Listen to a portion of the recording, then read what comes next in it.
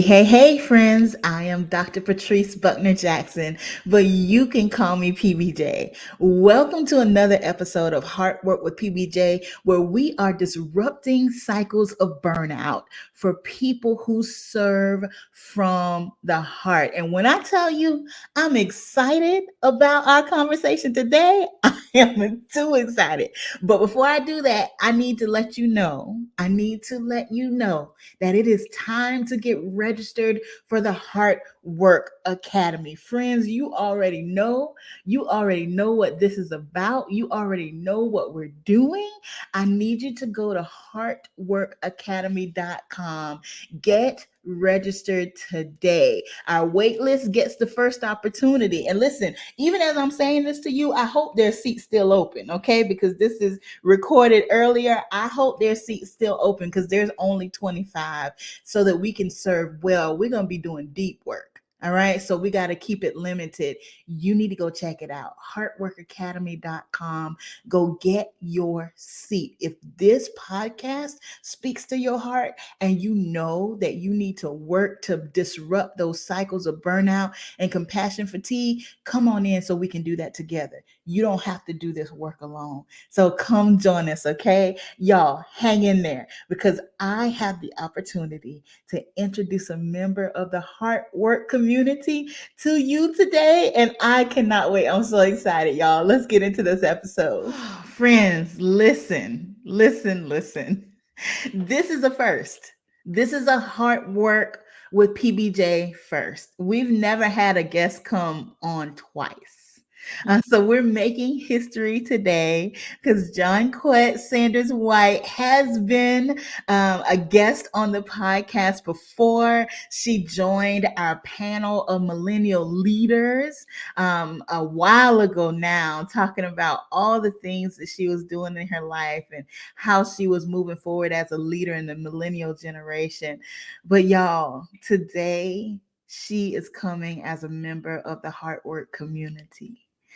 And not just a member, but a person that helps me push forward this vision and this message. And I'm excited. I'm excited, Joe. Thanks so much for being here with us. Yes, thank you for having me. I'm super excited. Oh goodness. We're just gonna get into it because I could just talk to you all day. You know that. But the people don't have all day. So we're gonna get into it. The first thing I'm gonna ask you to do is just introduce yourself. Tell them who you are. I am Jonquette Sanders White, JoJo, Jonquette, whatever you want to call me. I am first a child of God. I'm second a wife. I'm a mama to three amazing little boys. I'm a sister, a daughter, a friend. Um, I'm me. That's who I am. I have many different hats and titles that I wear, from marketer to consultant to working on a book, so an author. But the titles aren't really important. Underneath all of that, I'm me. Mm, I love that. I love that. And that's exactly why I asked you that question. How often do we label ourselves and keep ourselves in the box of our titles or our work or our business, and we lose who we are? Who we are. And all of that is great. We love all of the accomplishments. You have many. You have many accomplishments, and we celebrate all of those professional and career accomplishments. But that's just a fraction. Mm. It's just a fraction of who we are. So, with all of those hats that you wear, Jonquette, all of those roles that you play, all of those responsibilities that you have, how do you do it? How do I do it? Okay, now listen. Even though I do have lots of accomplishments, people would label me as pretty successful, right? I'm still learning. That is the truth. As life changes, as I evolve, into who God has called me to be. I'm just learning. It's as simple as what's the most pressing priority at the Mhm. time. What worked yesterday may not work today. So I'm just learning to give myself grace as each day passes by. And I don't want to sound too deep, but that's the reality of it. There is no formula to how do you balance mom and wife and work and self, right? There is no formula. So it's a learning process, and I think this is probably going to be something that I'm going to learn to the very end. So again, I would say if I could make this a little practical, it's the most pressing priority at the moment. And you know that's something we talk about in the Heart Work community. Choose the priority of the moment, and then give yourself grace to do that.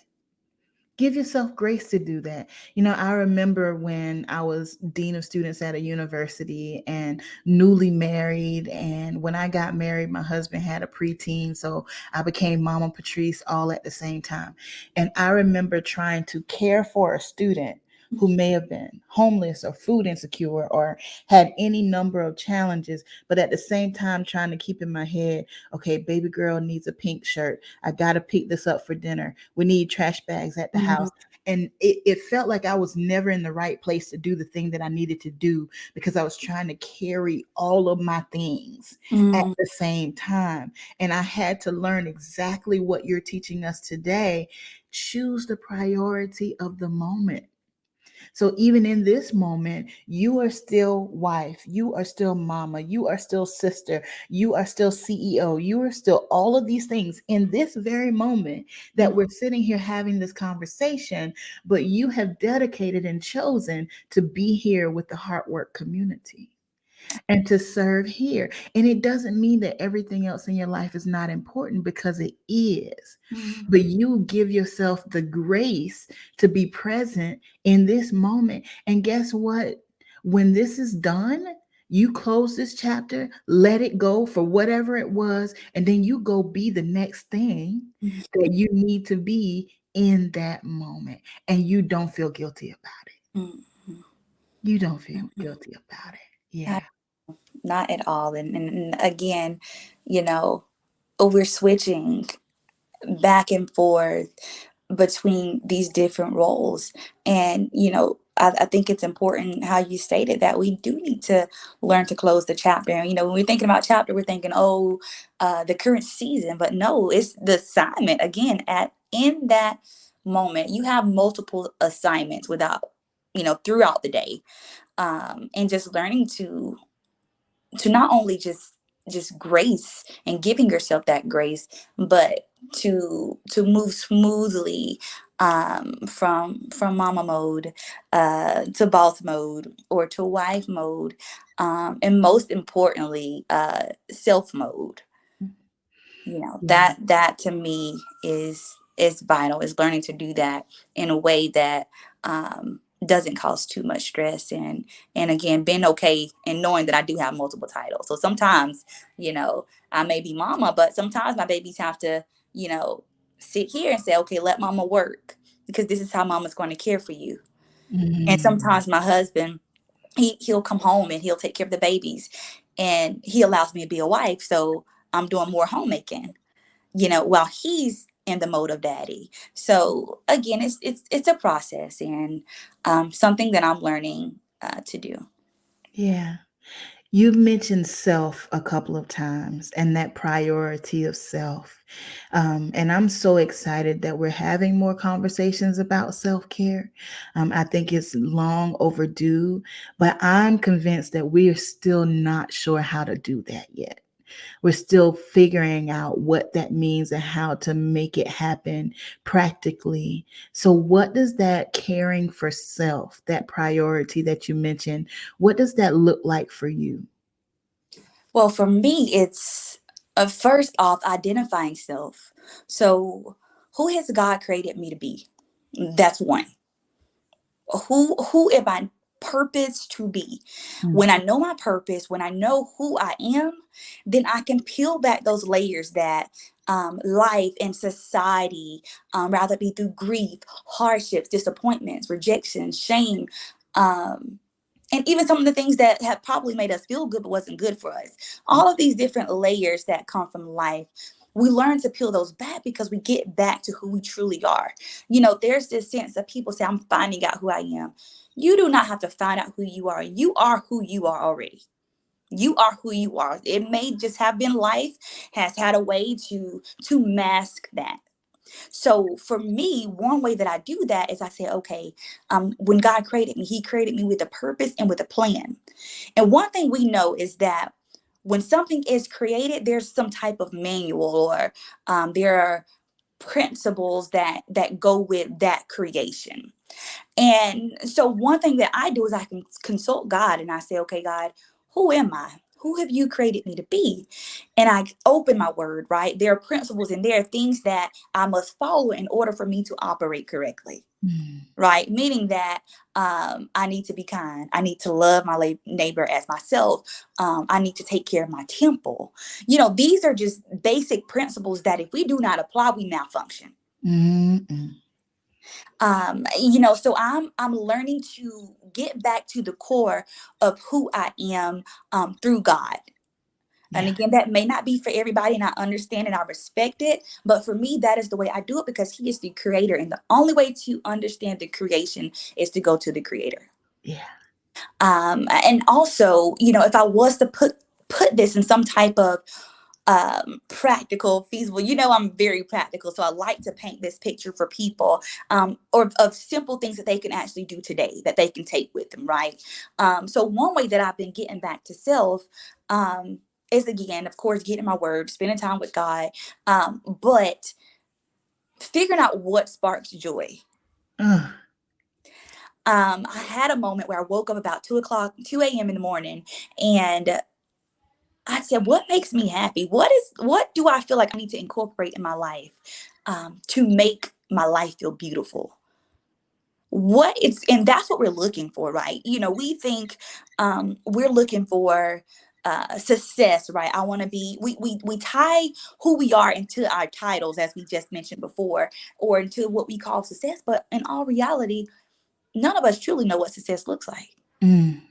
Because if we get to a place where we tie ourselves and our identity into the word success, we all get lost, or we're never satisfied, or we're never fulfilled. So I've learned to take myself out of, okay, this is what people paint as success. Because as I said, I'm 27 years old. I built my first home at 26. I built it. I didn't just buy it. I custom designed my own home. This is somebody who slept in the same bed with their mama up until 12th grade. This is Come on. somebody who, even though I was the most popular girl in school, right? I was still choosing between lights and water.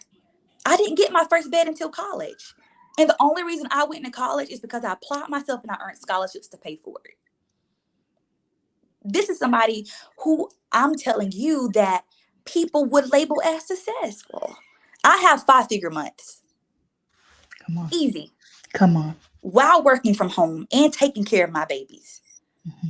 So it's successful, right? That's what people are striving for. Anything I want, PBJ, I can get it. Mm-hmm. But I've learned that even in this space, that I find myself unhappy. Mm. I Talk find about it. myself lonely at times. I find myself still searching, okay, who am I? And I've learned that the remedy for self isn't success. That's not the remedy. Mm. Just listening to you, Joe, it's filling my heart, because as you're talking, I'm thinking back through your journey. And the journey that I'm aware of. I mean, we've been walking this out for a long time. We've been connected before the first Heart Work Academy. We were connected before the podcast. We were connected before Educare and all the things that I've been doing, just walking through life together. So I know your successes, but I also know your valleys. and the things that you have had to face and the things that you have had to endure along the way, and how you continue.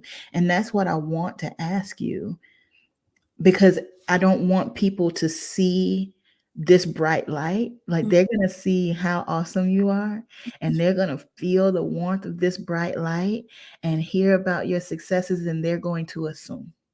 Mm. People always make assumptions.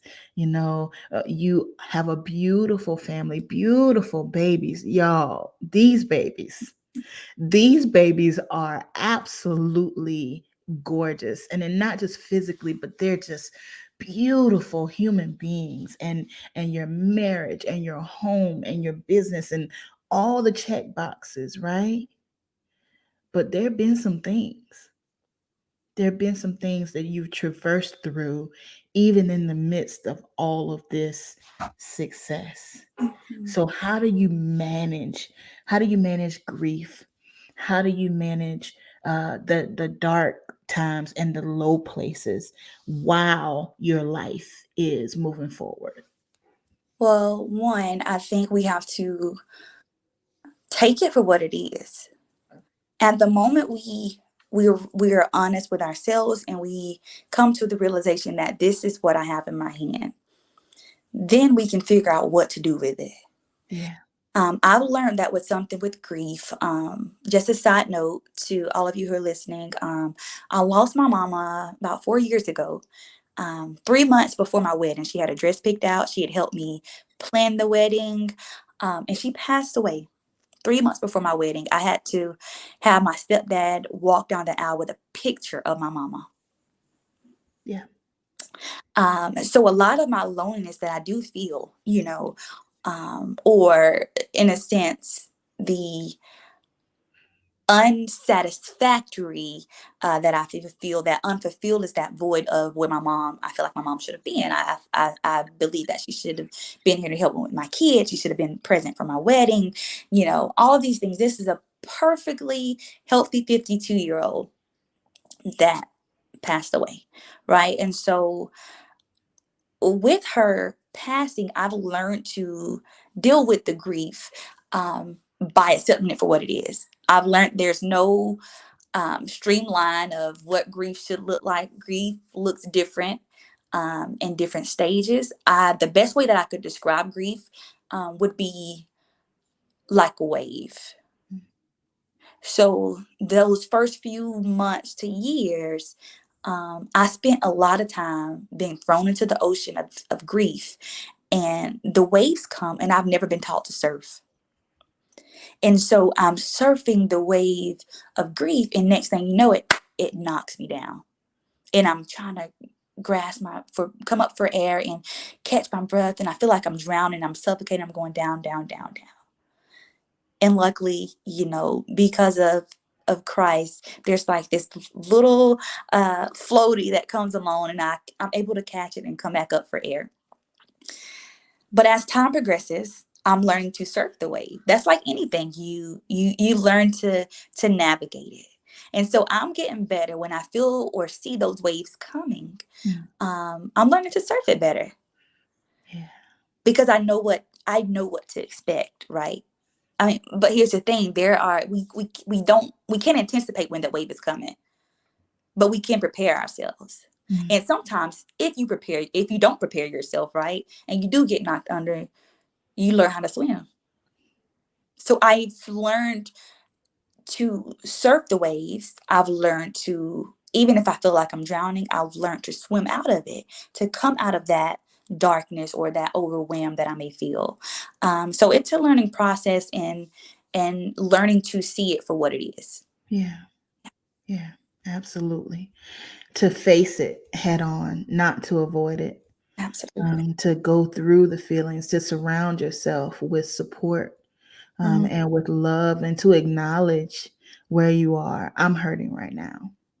I need a moment, or I can't breathe right now. mhm. Um, and to have those trusted around you, that connect with you and help you navigate through it. But ultimately, it comes down to you. That's it. It comes down to you. What has, and I'm going to change direction a little bit, what has the hard work community meant to you just along your journey in any way?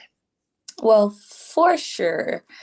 Um, we know that the definition of compassion fatigue, which the hard work community and the journey in itself addresses, just means that the cost of caring has become too expensive.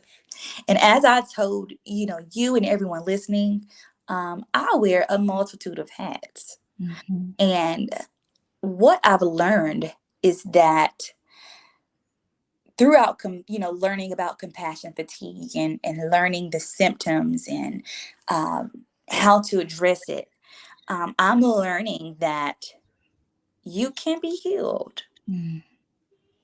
You can. And believe it or not, it's a matter of a decision. And that's why I do encourage everybody, if you are thinking about joining the Hard Work Academy, do it. Yeah. Do it. You deserve this. Mm. You deserve it. I deserve to recover from caring for everybody else and not taking care of myself. I deserve it. Myself deserves it. And what I've learned is while I'm trying to juggle all of my responsibilities, everything that calls for my attention, and I'm trying to keep it up in air, that I'm tiring myself out. And eventually, if I don't stop, it all comes down crashing anyways. Mhm. All these balls that I'm trying to juggle, they eventually fall.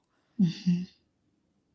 And I'm learning too, as I work through the hard work journey, and learning more about who I am, what are those gifts that God has given me. I'm learning to take things off of my plate. I'm learning to set some boundaries. I'm learning just so much about what should have been taught anyways, but it's not. We live in a hustle culture, right? We do. That's why you don't have your midlife crisis anymore. We have quarter life crisis, right? Because it's starting early, this hustle, this always keep going. And one thing we must realize is that if you are the will, most time, most times women are the will. We're the will of the family. I'm the will of in the White household. I'm the will, meaning that everybody comes to me to drink. Whether it's my husband, my babies, believe it or not, my family, my friends, I am the go-to. Mhm. And what we don't realize is that a well works and it pumps some of the best water. If you're country like me, if you probably can't tell in my accent, I'm pretty country, pretty southern Georgia, uh, from down south. Um, the well water is good. So I know what I produce is good and it'll be nourishment to your soul. Mhm. But the things about well is that if you do not maintain it, if you don't keep it clean, if you don't tend to it, do monthly, yearly maintenance, it dries up. Come on. And if the well dries up, then that means that everybody who came to the well is thirsty. So you do yourself and everybody else a disjustice when you don't take care of self, when you don't maintain the well. Mm. Maintain. That's Mm. what the hard work journey has taught me. Maintain you so that you can be efficient in the work and the purpose that you've called to do. Oh, maintain the well. Listen, and so I need to go back for a moment on what you said because you said to heal. That the Hard Work Academy is an opportunity to heal, and so often we don't realize we're walking around wounded. Mm, Because if we have, let's say you have a pain in your back or a pain in your knee, your body automatically begins to overcompensate mm, for that pain. So you shift the way you walk, you shift the way you stand, you shift the way you sit so that you can have that injury but not feel it. mm, And so especially I'm talking to everybody, but can I talk to professional women for a minute? mm, Especially for professional women who have been in these atmospheres where we have to prove ourselves, and we have to navigate through the judgment, and we have to swim through the ideas of others, and through the ways that people hold us down and press us down, and all of the challenges that come with being in a professional environment. I watched the confirmation hearings this week, Mm. and I watched how um, our judge has sat there in grace and breathed, and at times just tears in her eyes. And as much as we are applauding her right now, when I see that, I know that pain. Mm. I know that pain. And what we don't recognize is that's trauma. That's impact. That is a hit to your spirit. That's a hit to your soul. That is a hit to your heart. And we walk around and we've collected all of these hits, all of these impacts over the years. And we just keep adjusting ourselves and Mm. contorting ourselves so that we can hold on to the pain but keep moving forward. Mm. It's time to heal. It's time to heal. It's time to heal. It's time to acknowledge the trauma, and it's time to heal. It is time for us to breathe. This trauma literally knocks the breath out of you, and you continue to exist, and you're moving through these environments holding your breath because you're waiting on the next hit to come. Mm. It is time to heal for real. And we can't wait or expect our institutions or our organizations or our companies to do it for us. We're doing this for ourselves. We're doing this for ourselves. We're doing this for ourselves. So I love that you identified that this is an opportunity in our time to heal, but also the maintaining the well, acknowledging that you are the well. You are the well. Our partners and our children and our family members and all of the people who depend on us are coming to us because there's brilliance, there's shine, there's fresh water, there's a spring in us where they are filled. But we can't keep doing that if we don't maintain the well. Mm.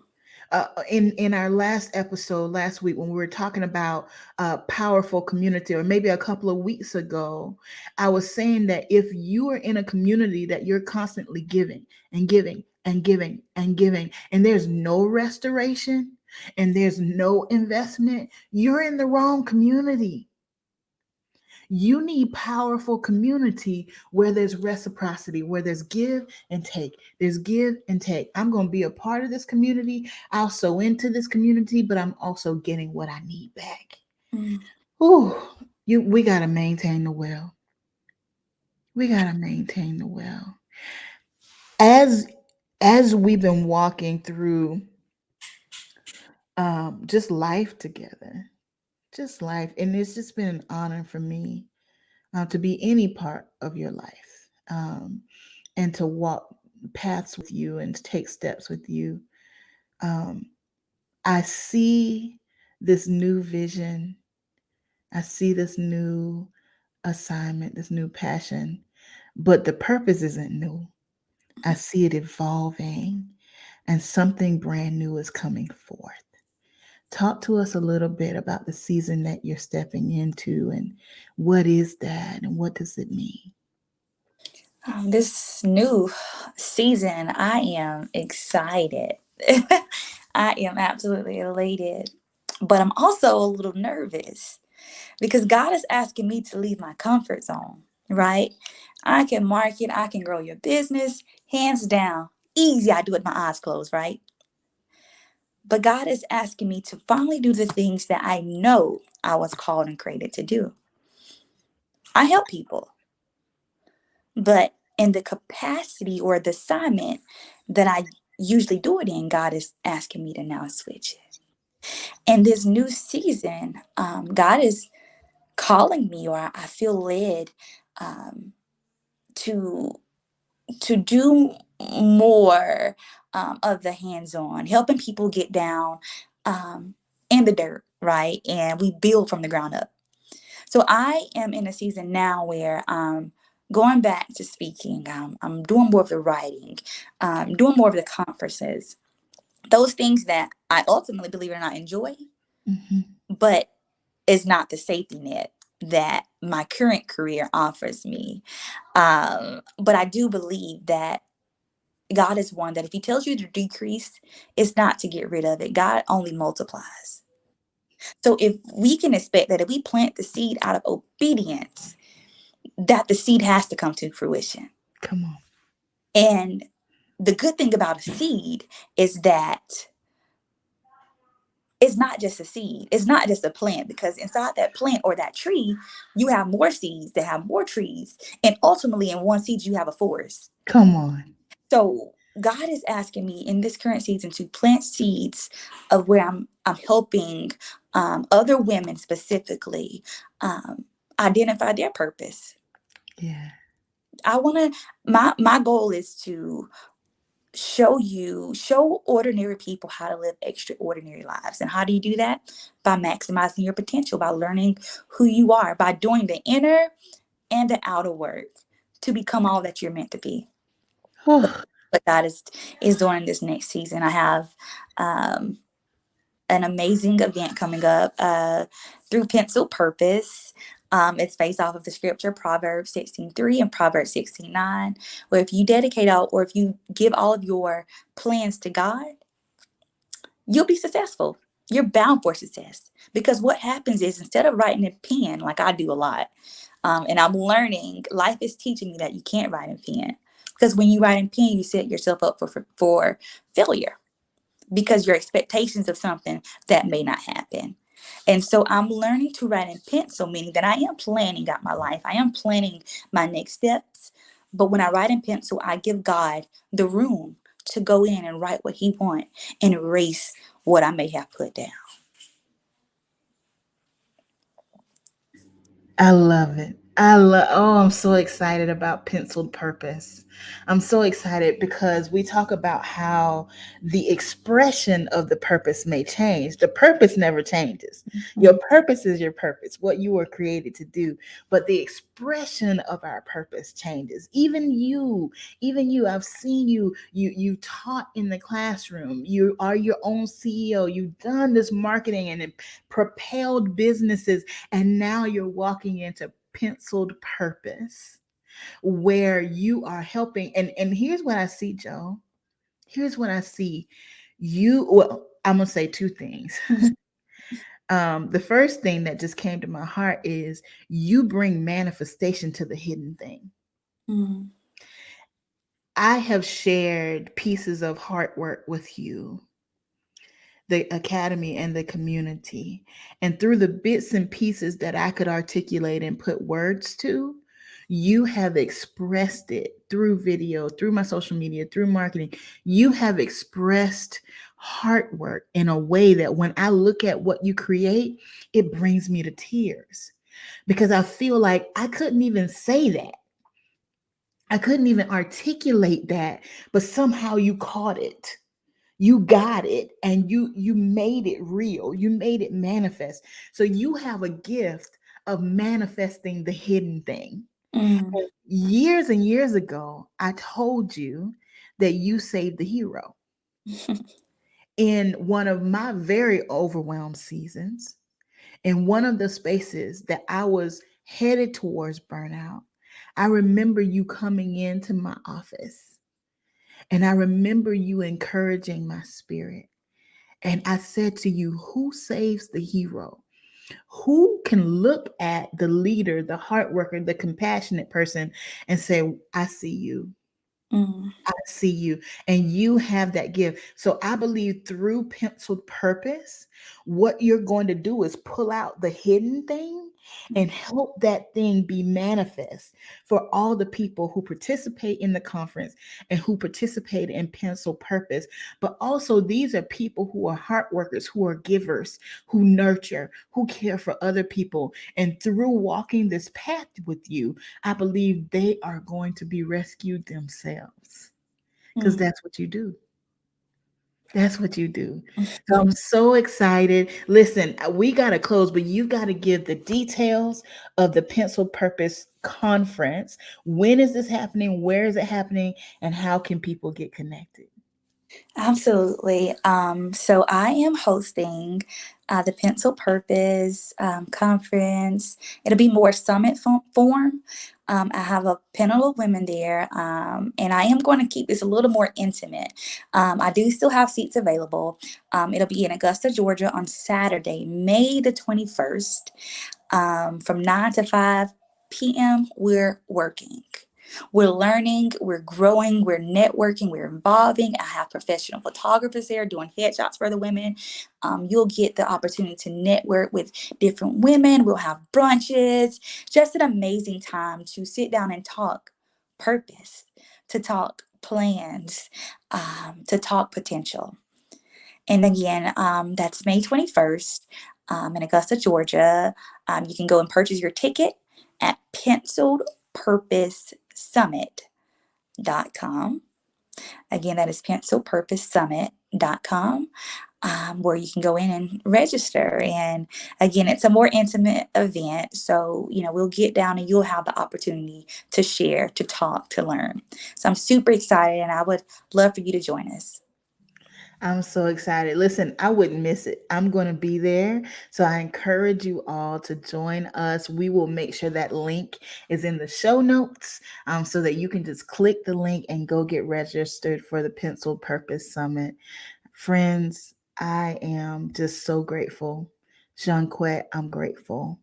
I'm grateful for our connection. I'm grateful for your gift and for your purpose. And I am grateful that we get to do life together. Thank you for spending this time with me and with the Heartwork community. Absolutely. Thank you guys for having me. Yes. Listen, friends, I know that your heart is encouraged. And I hope you heard that it's time to heal and it's time to maintain the well. This is not the space that you have to come in and introduce yourself by your title and list all the things that you have done. We know that. We know who you are. We know how powerful you are. This is the place where you come to heal.